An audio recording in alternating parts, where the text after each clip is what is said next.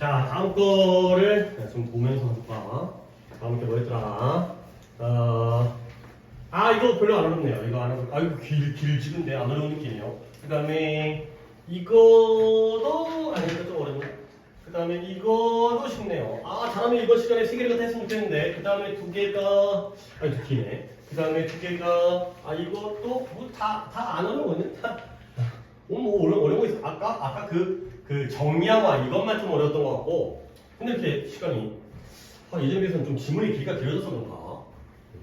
예전에 이제, 2개 하는 시간은 좀 여유 있고, 3개 하는 시간만 조금 빡세면 했는데, 도저히 3개가 좀 쉽지 않네. 그 다음에 마지막 거가, 여기까지, 이거 세금 이거였고, 그 다음에 문화였고, 수면이고, 여기까지는 아니고. 오케이, 일단 오늘 이번 시간 것도 한번 보도록 하겠어요. 어디냐면, 여기죠. 자, 이거는 뭐냐면, 여러분들 국어 시간에 얘기하는 거야. 국어 시간에 예를 들어서, 훈민정음, 아니면 뭐 삼이인곡 이런 거 배우죠. 훈민정음 배웠나요? 나란 말싸움이, 용비어처가 배웠나요? 이렇게 육룡이 나라샤? 이런 거. 그거, 원문을, 전문을 다 배워요? 아니면 일부만 배워요? 일부만 배우죠. 그쵸? 딱 중요한 부분만 배우잖아요. 그치? 삼이인곡, 청산별곡 이런 거 다 배우죠. 살월이 맞나? 그거 그 정도는 짧으니까 다 배우는데 아까 뭐라 그랬지? 청산별곡이 살월이었다고? 하여튼 일부를 배우는 거예요. 일부를 전체를 다 배우기 빡세니까 일부를 배우는 거거든. 근데 그 일부를 배우는 것에 장단점이 되겠어요. 12번 독해죠. 오케이. 16강의 12번 쑥 갔죠. 이제 중간에 건너뛰어서 이거는 쉬우니까 쫙한 다음에 내가 마지막에다가 내용 정리 한번 해드리겠어요. 그러면 이제 더 편하게 이해할 수 있으니까 There is no doubt. 의심의 여지가 없어요. 의심의 여지가 없다는 건 뭐죠? 분명하다는 거죠. 명백하다는 거예요. No doubt이라는 건 의심의 여지가 없다는 건 evident의 뜻입니다. 명백하다. 물론 뭐 이 자리에 그대로 evident가 들어간 건 아니지만 내용적으로 그런 의미가 된다는 거예요. 뭐가 명백하냐면 The length of some literary works, 문학 작품이죠. literary, 문학적인 문학 작품의 길이가 어떻다? is overwhelming, 압도적이다. 압도적이라는 것은 분명하다. 의심의 여지가 없다. 그러니까 장편 소설 이런 거 보면 10권짜리도 있잖아요. 삼국지라든가 뭐 태백산맥이라든가 토지라든가 이런 것들. 그다음에 좀 러시아 뭐 도스토옙스키 뭐 톨스토이 이런 책들 보면은 진짜 사람 이름도 복잡하고 엄청나게 압도적이죠. 그러면 하나의 작품을 수업 시간에 하나의 작품을 읽고 번역하는 것, 뭐 트랜스레이트 번역이라는 정도는 안 해야 되는데 그 번역하는 것은 근데 어떻게 hour after hour 여러 시간 동안 한 시간 한 다음에 또 하고요. 그 다음에 week after week 여러 주 동안 한 주하고 또 해야죠. 한 주만에 끝나는 것도 아니고 한 시간에 끝나는 것도 아니기 때문에 그래서 이것을 이건 괜찮은 문장이네. Can be such a boring experience that 너무나 지루한 경험이어서 많은 학생들은 결코 외국어 책, 우리가 배우는 뭐 영어 책, 그것도 또 이제 문학 작품을 영어로 배우는 거야. 영문학을 배우는 거야. 그러한 외국어 언어 교과서, 외국어 교과서를 책을 다시는 열기를 원치 않게 된다는 거야. 너무 압도적이고 지루하다 보니까 애들이 공부하기를 싫어해가 되는 거지. 그러니까 결국 문학 작품을 원문 보는 건 안 좋다라는 거지. 너무 빡세니까요. 오케이? 근데 이 문장이 중요한 이유는 여러분들 이거는 내가 좀 아무리 쉬운 지문이어도 이런 것 좀 설명을 드릴게요. 너네 아직은 필기를 하지 마세요. so that이라는 게 있죠. 내가 여기다 뭘 쓸 거거든. so that이 뭐예요? 아주 뭐뭐에서 뭐뭐하게 되다의 결과죠. 뭐 이 정도는 알고 있잖아요. so that이 붙으면 목적이고요. 떨어지면 결과입니다. 근데 such that이라는 것도 똑같은 거예요. 아주 뭐뭐에서 뭐뭐하게 되다의 결과예요. 그러면 어떨 땐 so that을 쓰고 어떨 때는 such that을 쓰냐면 여기에 의해서 결정되는 거야. 그러니까 이런 건 중학교 때부터 배웠던 적이 있는데 여러분이 별로 중요하게 여기지 않았던 게 오히려 또 이제 그 기초가 so that은 such부터 얘기할까요? such는 어떻게 쓰냐면 중간에 관, 형, 명의 어순이 나올 때는 such that 써요. 그러면 반대로 이제 곧 필기 들어갑니다. 여러분들이 so는 형, 관, 명이 들어갈 때는 so를 쓰는 거예요. 자, 이제 한번 필기를 해보세요. 뜻은 아주 뭐뭐해서 뭐뭐하게 되다의 결과문이에요. 자, 이제 필기하시고 내가 이제 추가 설명 드리겠습니다. 우리가 원래 알고 있는 수디시라는 것, 그리고 이제 오늘 본 적은 충분히 많은데 이제 봤다고 해서 다 아는 거 아니니까 오늘 추가적으로 나오는 such that이라는 구문이에요. 둘 다 뜻은 똑같아. 아주 뭐뭐해서 결과적으로 뭐뭐하게 되다의 구문이에요. 근데 우리는 평소에는 so that을 훨씬 많이 보지. 근데 오늘은 이제 such that이 나왔기 때문에 내가 또 이제 언급을 하고 설명을 드리는 거죠. 거의 이제 적어가고 있나요? 결국 우리는 이런 구문, so that 구문, 떨어져 있는 such that 구문 이런 것들을 알아주시고 그리고 중간에 나오는 말의 어순에 따라서 이렇게 so나 such를 선택을 한다. 즉 관형명이 나오면 such를 쓰는 거고 현관명이 나오면 so를 쓰는 거고 그리고 나아가서 이거 좀 가볍게 처리할게요. 얘네는 빠져도 상관없어요. 그래서 so의 경우에는 그냥 형용사만 나오고 that 나와도 아주 뭐뭐해서 뭐뭐하게 되다가 되는 거죠. 자, 이제 필기는 끝났습니다. 그 다음에 이제 문장에 적용을 할게요. 한 번 더. 수업 시간에 하나의 작품을 전체의 느낌이에요. 한 작품을 다 읽고 번역해요. 근데 여러 시간 동안 여러 주에 걸쳐서 그렇게 하는 건 어때요? 아주 지루한 경험이어서 such. 그래서 어때요? that. 결과적으로 많은 학생들이 그 영어책, 외국어책을 다시는 열어보기도 원치 않는 그러한 결과가 되겠어요. 자, such를 쓴 이유가 뭐겠어요? boring experience. 어순이 어떻게 되죠? 관, 형, 명이 되는 거죠. 그 읽고 번역하는 것이 너무나 지루한 경험이어서 애들이 이제 막 진이 빠지는 거야. 지겨워 죽겠어. 그러니까 집에 가서 책을 열어보지도 않아. 싫어해. 가 되는 거죠. 그러면 방법은 그래 이왕 했기 때문에 방법은 얘를 이렇게 쓸 수 있겠죠. 이 자리에 so가 들어가면 그러면 어떻게 쓰겠어요? 어순이 바뀌어야죠. so 형용사가 먼저 나와야 되니까 boring 그 다음에 unexperienced가 되겠어요. 이렇게 들어가면 그때는 so를 쓰는 거죠. 또는 방금 얘기한 대로 아니 경험이야 뭐 빠져도 상관없죠. can be so boring that 해도 똑같다는 거야. 너무 boring해서 너무 지루해서 너무 지루한 경험이어서 많은 학생들이 다시 펴기를 원치 않는다. 그렇죠? so that 구문뿐만 아니라 such that 구문도 꼭 챙겨주세요. 얘도 뜻은 똑같다. 아주 뭐뭐해서 뭐뭐하게 되다. 가 되고요. 자, 그래서 결국 이러한 문제를 해결하기 위해서 이제 등장하는 게 바로 extract가 되겠습니다. 뒤에는 또 다른 단어가 나오는데 이것도 내용판을 칠게요. 얘가 원래 뜻은 추출이라는 뜻이야. 추출. 뽑아내다. 그래서 여기서는 발췌본이 뭐예요? 일부를 뽑아낸 거예요. 발췌하다. 그러니까 그 부분만 나란 말싸미만 또는 육룡이 나라자만 살얼이 났다만 이것만 뽑아낸 게 바로 추출 발췌본이 되어 있어요. 뒤에 나온 단어지만 미리 써볼게요. excerpt가 바로 excerpt가 똑같은 발췌본 excerpt 자, 그래서 이러한 긴 문학작품의 문제점을 해결하기 위해서 발췌본이 하나의 해결책을 제공해 준다는 거야. 아, 이걸로 문제를 해결하는구나. 뭐 쉬워요. 그래서 여기서의 장점은 명백하다는 거야. 발췌본이 어떤 장점이 있냐면 자, 갑니다. Reading a series of passage나 paragraph가 단락이에요. 단락. 연속적인 단락을 읽어요.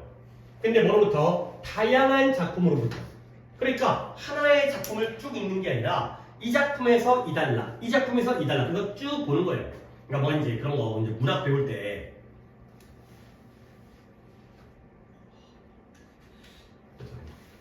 어렸을 때 국어 시간에 좀 기억이 나긴 하는데 뭐 구지가 뭐 이런 거 황조가 뭐 이런 거 배우고 그다음에 뭐 이제 시조 같은 거 막 배우고 그랬죠. 뭐 이제 뭐 가시리 있고 막 이런 거 배웠던 거 같은데 혹시 너네 그런 거 배우냐?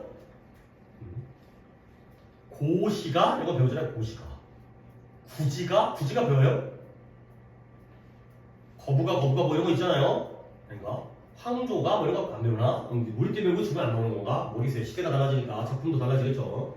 님의 침묵 이런 거 배워요? 진달래꽃 이런 거 배워요? 뭐 초혼 이런 거 항상 무조건 배워. 꽃, 김춘수의 꽃 이거 무조건 나오는 거지. 하여튼간에 뭐 이제 윤동주의 서시 뭐 이런 거 무조건 나오는 거. 어쨌든간에 하나를 다 배우는 게 아니라 다양한 작품들로부터 단락들을 갖다가 뽑아가지고 읽는 것은 뭐한다? 좀 더 많은 다양성을 제공해줘요. More variety. 다양성이라는 걸 니네가 모르진 않지만 키워드이기 때문에 뜻을 적어드립니다. 수업 시간이 다양해지는 거예요. 하루에 한 작품을 하는 게 아니라 또 한 달에 한 작품만 아니라 하루에 막 여러 작품을 하잖아. 오늘도 아까 독해이 막 10개 하는 것처럼. 그래서 쓰듯이 이거 그래서죠. 컴마 찍으면 그래서입니다. 목적이 아니라. 그래서 선생님들이 뭐 할 기회를 얻게 되냐면 단조로움, 모노토니 이것도 뜻 적어드립니다. 단조로움을 수업이 단조로워, 수업이 지루해. 그러한 단조로움을 피할 기회를 얻게 되는 거예요. 애들은 다양한 걸 배우게 되니까 선생님 입장에서는 단조로움을 피하죠. 근데 그와 동시에 뭐 하면서 학습자들에게 입맛을 주는 거예요. 맛을 보게 해주는 거죠. 근데 뭘? 적어도 작가의 특별한 플레이버, 테이스트도 맛이고 플레이버도 맛인데 약간 느낌을 그 작가의, 그 저자의 묘미, 그 작가의 특별한 묘미에 대한 맛을 보게 해주는 거죠.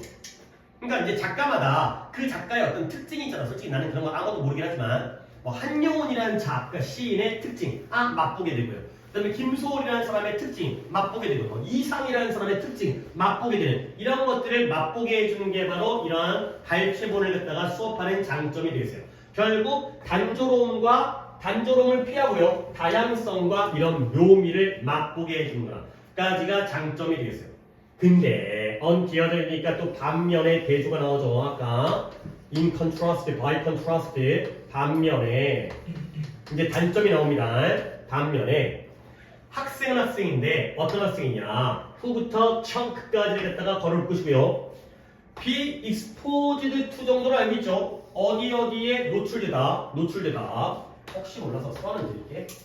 어디에 노출되냐면 bite sized chunk예요. chunk가 덩어리죠. 근데 bite sized는 한 입 물만큼의 덩어리가 되겠어요. 한 입 물만큼 덩어리에만 오직 노출되어진 학생들은 뒷문장까지 가기 전에 이때 한 입 크기의 덩어리가 바로 뭐겠어요? 큰 거예요? 작은 거예요? 작은 거예요. 이게 바로 excerpt가 되는 거죠. 이러한 발췌본에만 노출되어진다. 우리가 그러잖아. 원작을 다 읽는 게 아니라 국어 시간에 발췌본만 거기에만 노출되어지잖아. 그러면 그런 학생들은 결코 뭘 갖지 못한다? 만족감을 얻지 못하는 거예요. 여기 문장은 조금 신경 써서 봅시다. 어떤 만족감이냐면 knowing the overall pattern of a book 책 한 권에 전체적인 패턴을 안다라는 그 만족감을 결코 갖지 못하는 거죠.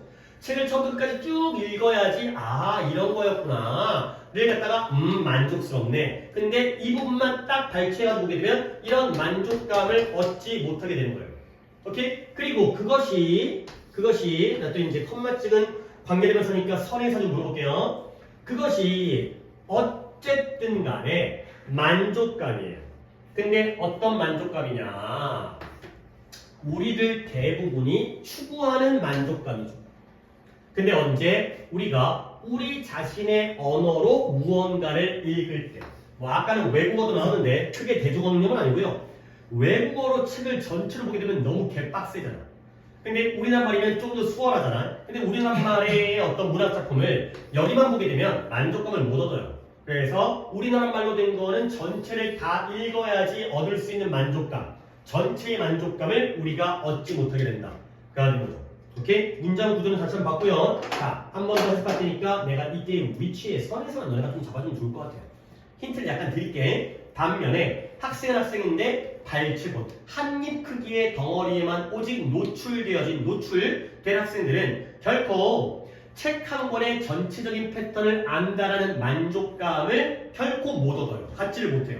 근데 그건 뭐냐면 어쨌든지 간에 우리 모두가 대부분이 추구하는 만족감이죠. 언제? 국어책을 읽을 때. 우리 언어로 된 뭔가를 읽을 때가 되겠어요.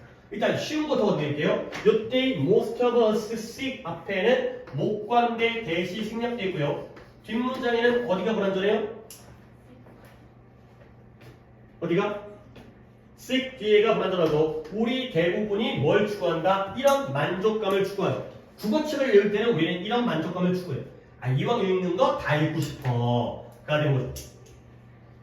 그리고 그 다음 단계가 이거예요. 그나마 어려운 문장이 이거이기 때문에 이때 위치는 뒤에 동사 이즈죠. 이 위치 주관대 계승요법의 선행사는 뭐가 될까요? 내가 힌트를 준다고 줬는데 아직 그 힌트가 약간 느껴지지가 않았나 보네. 학생들은 전체적인 패턴을 아는 것에 대한 만족감을 갖지 못한다. 근데 그것이 바로 우리가 추구하는 만족감이다. 가 되는 거죠. 뭐예요?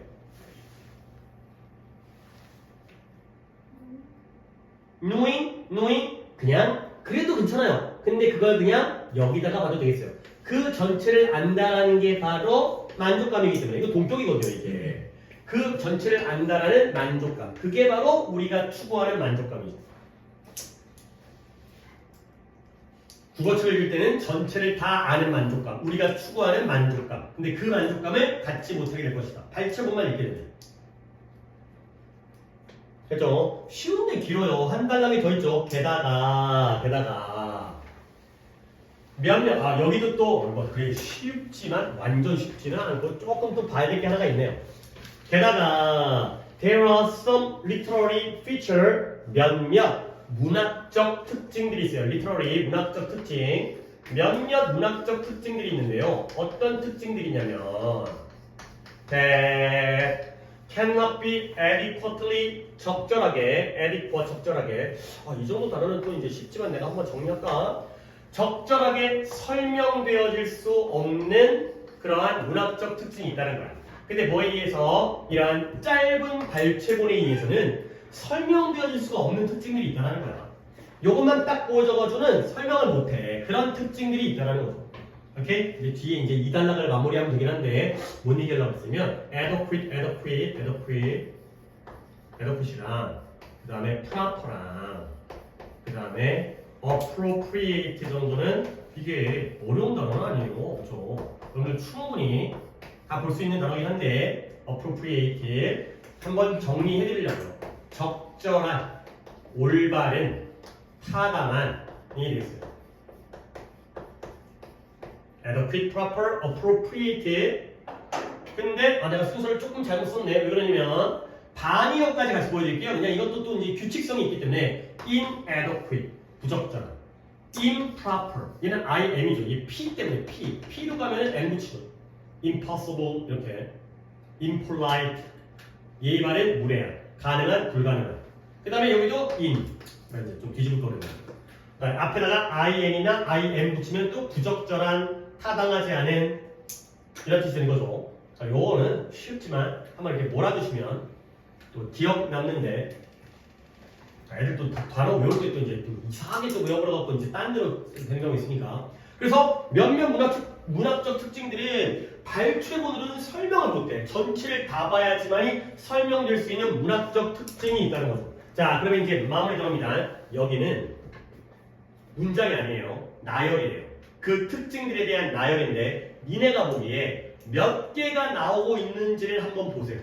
그러니까 이게 내신이면 그냥 내가 딱딱딱 보여주고 끝나는데 어차피 니네가 이런 정도의 내용을 이해할 수 있어야 되기 때문에 글을 읽는 방법이기 때문에 이것도 하나의 구문으로서 자 시작해볼게요. 몇 가지의 특징들이 나오는지 봅니다.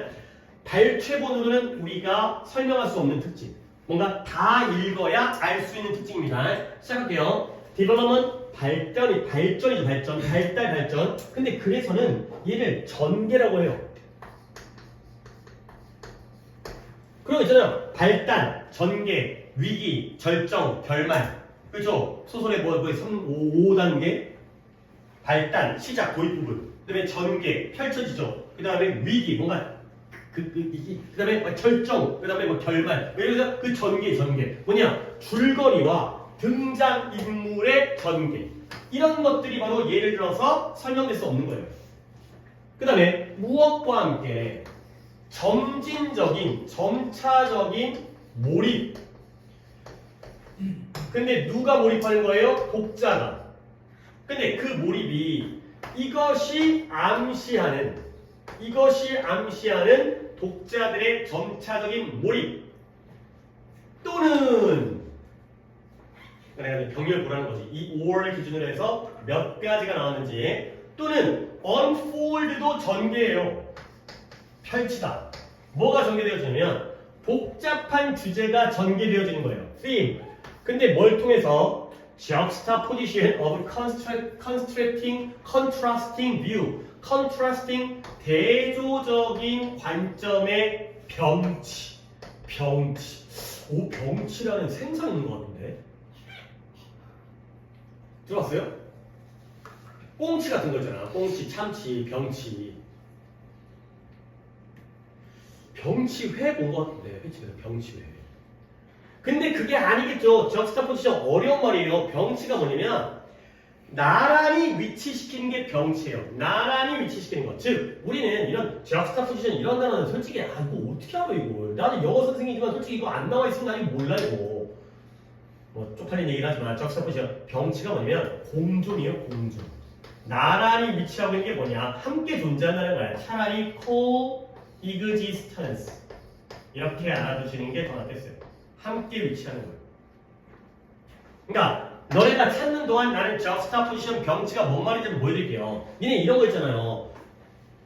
흥부놀부? 흥부전? 흥부놀부? 자, 누가 착한 놈이에요? 아, 몰라요? 누가 착한 놈이지? 흥부랑 놀부 중에 누가 착한 놈인지 몰라요? 흥부가 착한 놈이죠? 근데 현대적 관점에서는 흥부는 굉장히 무책임한 가장이죠. 그렇죠? 돈도 없으면서 SK 졸라 난 다음에 형한테 가가지고 밥 달라고 그러다가 뺨 맞고 가는 거잖아. 한두 번 갔겠냐? 한두 번? 맨날 가가지고 그러니까 그 이제 형수님이 주걱으로 때려버리잖아요. 그러니까 결국 원래의 그 고전 소설에서는 고전 뭐 전래 동화냐? 거기서는 흥부가 플러스야. 근데 알고 보면 흥부가 마이너스일 수 있다는 거야. 그런 것이 바로 대조적인 관점이잖아요. 그치? 그러니까 이제 그런 거 있잖아요. 그런 거 이제 그래서 이제 누구야? 하여튼 뭐 신데렐라 이런 것도 신데렐라가 착한 거야. 걔는 약간 너무 수동적인 인생을 사는 거잖아. 뭐 이제 왕자한테 인생을 거는 거 아니에요. 오히려 신데렐라 언니가 더 적극적인 삶을 사는 거죠. 그러니까 결혼하려고 이제 좋은 남자 만나는 그것도 수동적인가? 어쨌든 뭔가 하나의 주제에 대해서 대조적인 관점이 동시에 존재할 수 있다는 거야. 그걸 통해서 복잡한 주제가 전개되어질 수 있다는 거지. 그거는 흥부분만 읽어서는 알 수 없다는 거지. 놀부의 입장도 우리가 들어봐야지 전체를 이해할 수 있는 거 아니냐. 가 되는 거죠. 다시 한번 줄거리나 등장인물의 전개 그리고 그와 함께 그것이 암시하는 독자의 점차적인 몰입. 짧게 읽으면 몰입감이 없어요. 쫙 읽어야지 소설에 빠져드는 느낌. 그 다음에 나아가서 대조적인 관점들의 공존이 있는 거야. 함께 존재하는 것을 통한 복잡한 주제를 전개하는 것들은 결국 문학적 특징이죠. 발췌본에서는 설명할 수 없는. 자, 여러분의 의견을 들어가겠습니다. 발췌본으로 설명할 수 없는 의학 문학적 특징의 예시가 몇 개가 나온 것 같아요?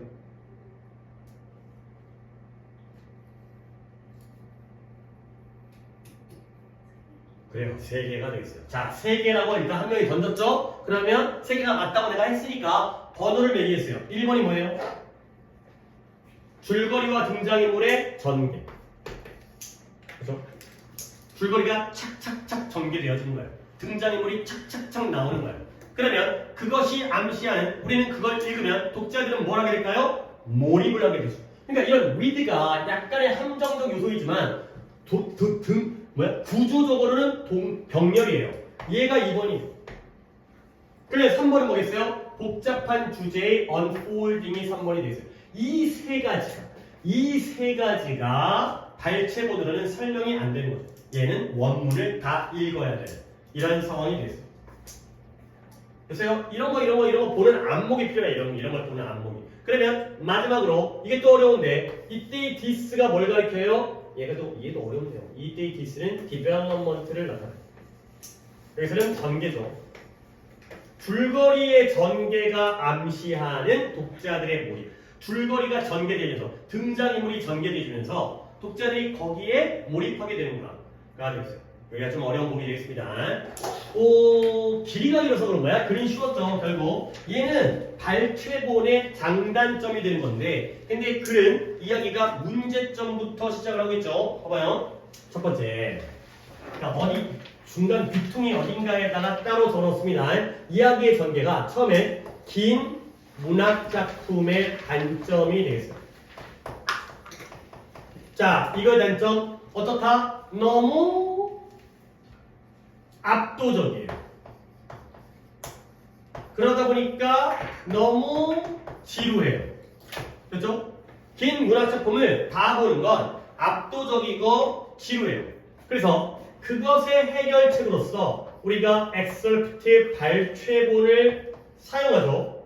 근데 발췌본의 첫 번째 장점 뭐냐? 일단 다양하죠. 그 다음에 단조로움을 피할 수 있죠. 그 다음에 이러한 작가의 특별한 묘미를 맛볼 수 있어요. 이런 것들이 키워드로 적으시면 되겠어요. 그러니까 뭐라고요? 다양하고요. 다양성. 그 다음에 단조롭지 않죠. 그 다음에 각 작가들의 우리가 묘미를 그 맛을 볼 수 있다. 맛보기를 할 수 있다. 자, 그 다음에 단점은 뭐냐? 단점은 우리가 국어 소설을 읽을 때는 좀 이런 만족감을 얻어야 되잖아요. 근데 그런 만족감을 결코 얻을 수가 없죠. 그 다음에 또 뭐예요? 문학적 특징들 중에서 설명할 수 없는 특징들이 존재를 한다. 아까 어떤 그 세 가지가 되는 거죠. 이렇게 정리하시면 글은 굉장히, 물론 문장 중에서는 까다로운 문장이 있었지만 글 전체는 굉장히 쉬운 구조가 되겠고요. 그리고 이제 문장이 좀 까다로워서 중요 문장은 상당히 길이가 깁니다. 중요 문장의 경우에는 on the other hand부터 여기까지 여기부터 그 다음에 여기 문장이 상당히 길었죠. 뭐 위치도 아까 내가 물어봤었고 목관에도 있었고 한입 크기만 노출되면 결코 이런 만족감을 누릴 수 없다는 거. 이 문장과 그 다음에 이거는 문장은 아니지만 이런 거 한번 해석해봐. 이런 거 이거 갖다 깔끔하게 이렇게 해석해 1번, 2번, 3번을 딱 뽑아내는. 그러니까 내가 한 번만 해줄게. 예를 들어 줄거리와 등장인물의 전개 그리고 그와 함께 그 전개가 암시하는 독자들의 점차적인 몰입 또는 대비되는 대조적인 관점의 병치를 통한 복잡한 주제의 전개 이런 식으로 조금 깔끔하게 말을 만들어보는 연습을 위해서 이런 걸 문장은 아니었지만 그냥 나열이었지만 얘를 뽑았습니다. 그 다음에 넘어갈게요. 얘가 뭐였다? 이거도 일단 내가 두 가지를 먼저 설명드리고 그 다음에 독해를 진행할 건데 그러면 별로 어렵지는 않아요. 일단 이소스라는 게 있는데 에토스라고 하는데 뭐 영어 말하면 이소스예요. 이소스. 얘가 민족 정신이 되겠어요. 민족 정신. 이소스. 이 단어부터 먼저 알려드릴게요. 우리 민족의 정신, 기품, 정기 뭐 이런 거야. 우리나라 같은 경우에는 그런 거 있잖아요. 홍익인간, 배달의 민족. 야, 그 배달의 민족이 뭐하는 배달의 민족이야? 그러니까 그 배달의 민족은 아니잖아요. 우리가 그렇지. 배달이라는 게 옛날에 그 배달국이라는 게 있었다며. 그러니까 우리나라 역사도 되게 우리가 모르는 게 있어. 우리 모르는 게 이제 모르는 게 많겠죠. 근데 우리나라 사람들 되게 기록을 안 남기는 것 같아요. 이제 역사책도 별로 없고. 단군 내가 옛날에 그 얘기했던 것 같은데 환단곡이 있어요. 그 환단곡이라고 우리나라 역사책 중에 하나인데 약간 그 정통 역사라고 인정받지 못하는 게 있어요. 그래서 우리나라 역사가 얼마? 그 전에 기원전 2333년에 환웅이 풍백 우사공사로 내려와가지고 이제 신시를 졌잖아요. 그러니까 지금으로부터 우리가 지금 2025년이니까 우리나라 역사는 4358년 됐습니다.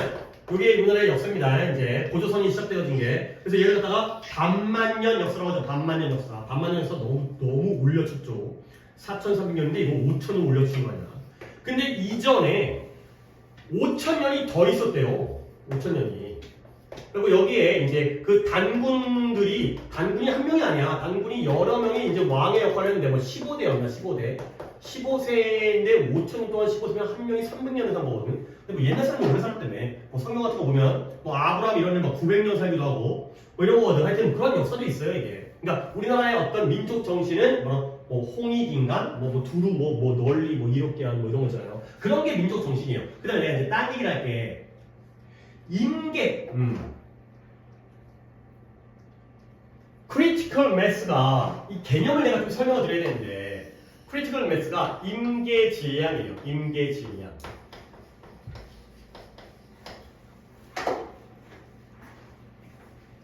이게 독해에 나오니까 내가 설명을 드릴 거 아니야 지금. 아니 당연히 여기 나왔지. 근데 다른 독해에서 나오는 게 옆에 또 어디 귀퉁이에다가 이 독해랑 약간 관련성 있는 건데 임계점이라는 게 있어요. 임계점.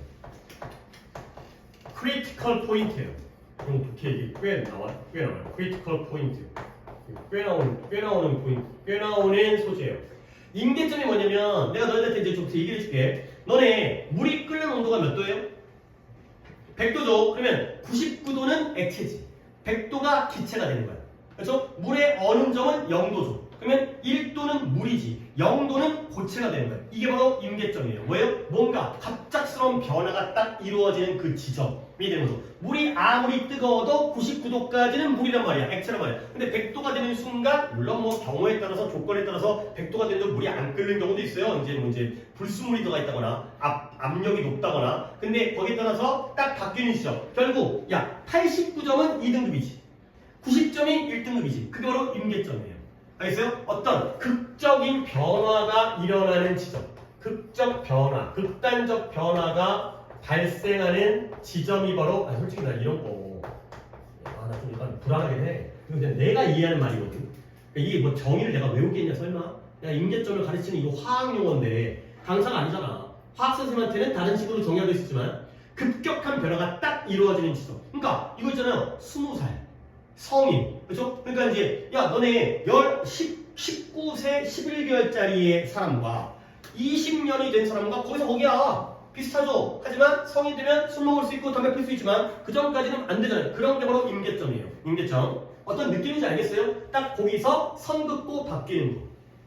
그러면 임계질량은 뭐냐? 같은 개념이에요. 근데 얘는 시점, 점의 개념이 아니라 얘는 양적 개념인데요. 저기 있으니까 크리티컬 매스가 되고요. 얘는 약간 내가 찾아봤는데 화학 변화를 일으키기 위한 이것도 그냥 변화를 위한 최소양, 얘를 갖다가 임계질량이라고 한대요.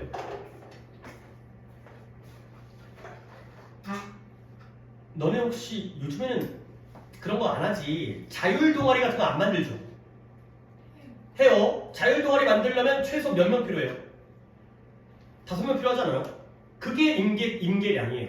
그죠? 4명 모이면 동아리 돼? 안 돼? 안 돼. 근데 5명 모이면 동아리가 되죠. 그 양을 갖다가 우리가 임계질량이라고 얘기하는 거예요. 양적 개념인 거죠. 그런 거 있잖아요. 예를 들면 이제 국민청원. 30만 명의 국민청원하면 대통령이 답을 해주고 이런 거죠. 29만 9,999명까지는 안 해줘. 근데 30만 명이 되는 순간 뭔가 변화가 생기는 거예요. 화학 변화를 위한 화학 변화를 최소양 말하다가 일자 틀려. 화학 변화를 위한 최소양이 되겠어요. 이 개념을 좀 알아야 독해가 이해가 되니까. 그러면 글은 이번 시간도 2개밖에 못하겠네. 계속 2개네. 자, 갑니다.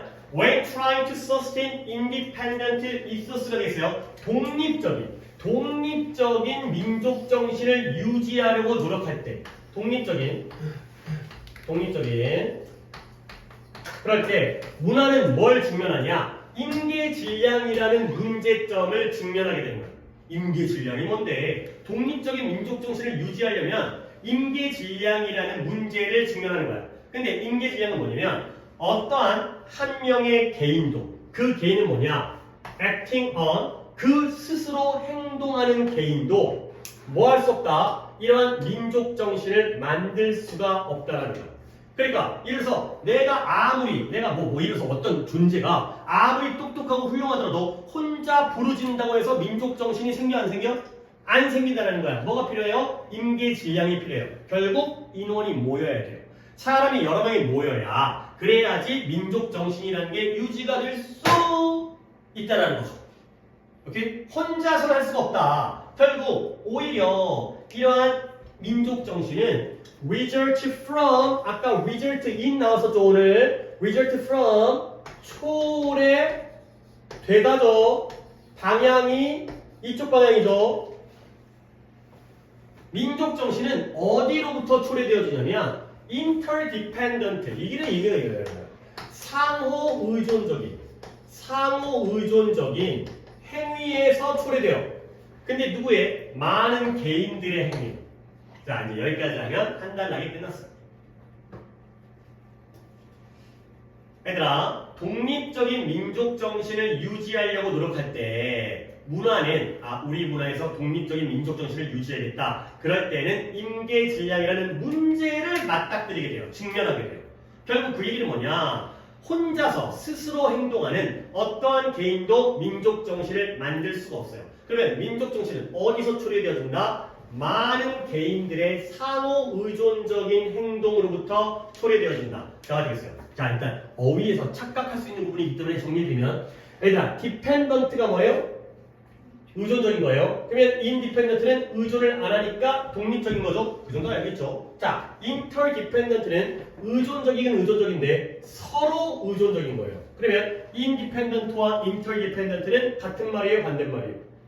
반대말이에요. 그러면 이게 뭔 말이냐? 독립이라는 건 봐봐요. 우리 민족 문화가 있어요. 그러면 이 문화가 민족 정신 이거 적으라고 하는 거 아니야? 대충 쓰고 있죠. 이 민족 정신은 독립적이어야 돼요. 누구로부터? 다른 문화로부터 독립적이어야 돼요.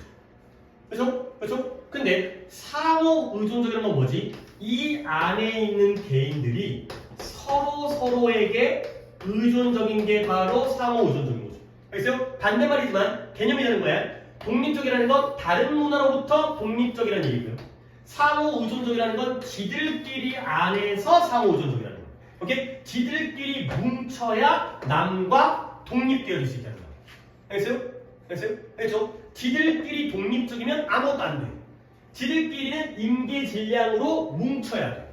그러면 뭉치면 뭐가 되는 거지? 남과 달라질 수 있는 거죠. 우리만의 민족 정신이 생기는 거죠. 그래서 여기가 인디펜던트고 여기는 인터디펜던트가 나와. 여기서 헷갈리면 안 된다는 거예요. 다른 문화와 독립적이 되려면 우리끼리는 뭉쳐야 돼. 알겠어요? 알겠어요? 요런 개념들 이해해 주셔야 돼. 자, 그래서 그 다음에 이제 한 단락 끝났고요. 그 다음 단락이 전체 단락이니까 그러니까 단락이 비율이 안 맞아. 비율이 한 7대3 정도잖아요. 근데 단락으로 봤을 때는 앞이 한 단락이고 뒤가 한 단락이에요. 끝났죠, 이게. 뒤 한 단락. 그러면 이렇게 이러한 생산된 이런 상호 의존적인 활동에 의해서 만들어진 그런 의미의 집합, 덩어리, 군락, 클러스터, 집합이 이러한 집합 함께 모였죠. 이러한 집합은 요구해요. 뭘 요구하냐면 어느 정도의 인설레이션을 요구해요. 인설레이션이라는 게 뭐야? 단열. 아니, 단열이 뭐냐면 니네 단열재 알아? 단열재? 집에다가 단열재를 집어넣잖아요. 단열재 뭐 스티로폼? 이런 거예요. 그러면 뭐지? 외부 온도와 실내 온도가 나뉘어지는 거지. 그러니까 겨울에 따뜻해. 여름에 시원해. 결국 단열이라는 건 합치는 거야? 나누는 거야? 나누는 거야. 단절, 단열. 그래서 얘가 isolation이야. isolation.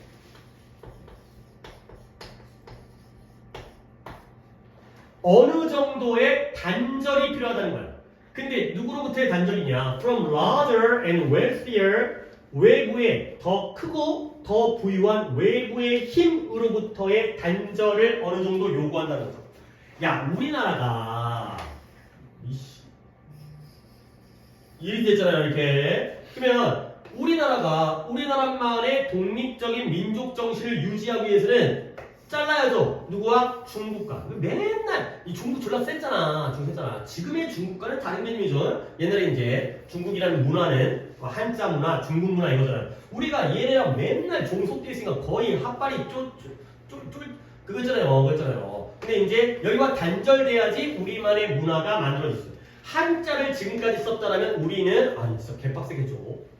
한글이 없었다는 거예요. 근데 이제 세종대왕 할아버지가 한글을 만드니까 우리말의 민족 정신이 만들어진 거죠. 그러니까 단절이 필요하다는 거야. 그래서 이제 예시가 나오는데요. Canadian, 캐나다의 이누이트이라는 게 그냥 그거예요. 에스키모들 갖다가 이누이트라고 얘기해요. 그 이제 북극에 살면서 이제 이글루 같은 거 하고 이제 뭐 이렇게 낚시하고 이렇게 약간 원시적인 생활을 사는. 그래서 이 이누이트족들은 뭘 유지한다? 그들 자신의 민족 정신을 유지해요.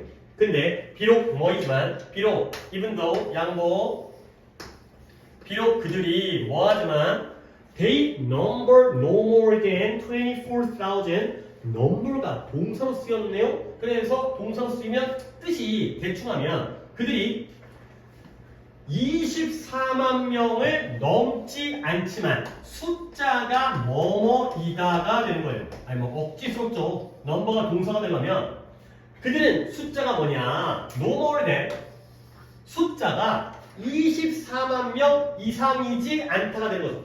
겨우 숫자는 24만 명. 내가 말해버렸네. 결국 이니 부족은 그들 자신의 민족 정신을 유지하는데 비록 그들의 숫자가 어떻지만 24만 명. 많다는 얘기야, 적다는 얘기야? 적다는 얘기야. 에게 24만 명. 밖에 안 되는데 민족 정신을 유지하고 있다는 거죠. 아, 그래요? 24만이 아니라 24,000이니까 24,000명이에요. 24,000명. 많다는 거야, 적다라는 거야? 적다라는 거야. 24,000명밖에 안 되는데 민족 정신을 유지하고 있다는 거죠. 24만이 나왔어도 적다라는 개념이 있는데 24,000이니까 진짜 적은 거예요. 하지만 그래도 얘네들은 임계 질량은 넘은 거예요. 혼자가 아니기 때문에 민족 정신을 만들었어요. 그리고 나서 민족 정신을 유지하고 있다는 거죠. 근데 왜 유지할 수 있냐면 뭔가 단절되어져 있겠죠. 인설레이션 되어 있겠죠.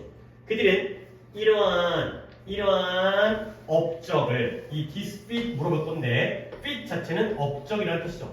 대단한 업적. 근데 이러한 업적을 이룩한 거예요. 매니지, 관리하고 이룩한 거예요. 근데 뭘 통해서? 조합을 통해서. 근데 무엇의 조합이냐? of trade, 무역, 거래를 통해서. 근데 뭐 하기 위한 거래요? 그들의 삶의 방식을 뒷받침하기 위한 거래를 통하여. 그리고 geographic isolation 여기 나오죠? 지리적 고립을 통해서. 자, 봐봐. 이제 여기서 내용을 좀 보여드릴게요. 갑자기 트레이드는 왜 나오고 지리적 고립을 알 것 같은데. 그러니까 캐나다의 이누이트들 또는 뭐 미국의 알래스카에 살고 있는 이누이트들 얘네들은 숫자는 적지만 민족 정신을 유지하죠. 근데 이러한 업적을 어떻게 달성할 수 있었냐면 두 가지의 조합 때문이에요. 첫 번째는 거래고요. 두 번째는 지리적 고립이에요. 자, 이누이트이 사는 동네는 그래서 캐나다, 미국과 비교해서 멀리 떨어져 있어요? 가까워요? 아, 거리로 보니까 개념이 그런가요? 그러면 그 이누이트는 고립돼 있어요? 아니면 개방돼 있어요? 고립돼 있어요. 그쵸? 거기까지 가기 힘들어. 비행기도 안 와. 비가 많이 와가지고, 눈이 많이 와가지고. 걸어가기 힘들어. 그러니까 지리적으로는 고립돼 있기 때문에 민족 정신을 유지하기에는 좋은 거예요, 나쁜 거예요? 지리적으로 고립돼 있다는 게 민족 정신을 유지하기에는 좋은 겁니다. 왜죠? 이게 끊겨져 있어야지 좋은 겁니다. 왜냐면 여기가 더 세니까, 미국이 더 세니까, 캐나다가 더 세니까. 알겠어요? 그러면 거래는 뭐냐? 얘네들은 뭐 해먹고 살겠어요? 예를 들어서 물개를 잡아먹고 살아요. 물개를. 자, 그러면 물개를 사냥합니다. 물개를 사냥하면 얻을 수 있는 건 고기와 가죽이죠. 그런데 집이 없네? 그럼 어떻게 해야 돼? 내가 산 거 갖다가 남들과 뭐 해야 돼요? 거래를 하면. 그렇죠? 뭐 휴대폰도 사고 그 다음에 뭐 이제 TV도 사고 그 문화는 좀 그렇다. 그러면 이제 또 문적 정신이 또 사라질 테니까 뭐 나무도 사고 이렇게 되면은 생존은 가능하지. 그러니까 자급자족은 힘드니까 거리적으로 멀리 떨어져 있고 고립되어져 있으니까 좋은 건데 근데 이거밖에 물자가 없기 때문에 그래도 무역 정도는 했어요. 그러면서 이러한 업적을 진행할 수가 있었다는 거죠. 오케이? 자, 그러면 이때 this feat은 뭘 가리키는 거예요? 얘네는 결국 뭘 해낸 거예요? 민족 정신을 유지하고 있는 거죠. 민족 정신, 이커스를 유지하는 걸 해냈다는 거죠. 이렇게 인구도 적고 이렇게 뭐 열악한 건 아니지만 이렇게 힘들게 살면서도 자기만의 민족 정신을 유지했다는 거예요. 자, 그래서 이 이누이트들은 외딴 테리토리, 영역, 영토, 멀리 떨어진, 역시 단절이죠. 고립이죠. 외딴 영토에서 영토를 차지하고 있어요. 그곳을 점유하고 있는 거죠. 근데 거기가 어디로부터 removed from, 이 remove가 제거라기보다는 이것도 멀어진 거예요. 어디로부터 멀어졌는데 뭐로부터 멀어졌냐면 캐나다의 주된 인구의 중심지, 뭐 밴쿠버라든가 토론토라든가 뭐 뒤에 뭐 토론토 하면 나오는데 그런 대도시와는 멀어져 있죠. 멀리 떨어져 있는 외딴 영토를 차지하고 있기 때문에 고립되어 있기 때문에 이제 민족 정신을 유지한 거죠. 근데 만약에 크로스 컬처럴 컨택 접촉인데 문화 상호 간에 크로스가 가로지는 거니까 문화 상호 간의 접촉이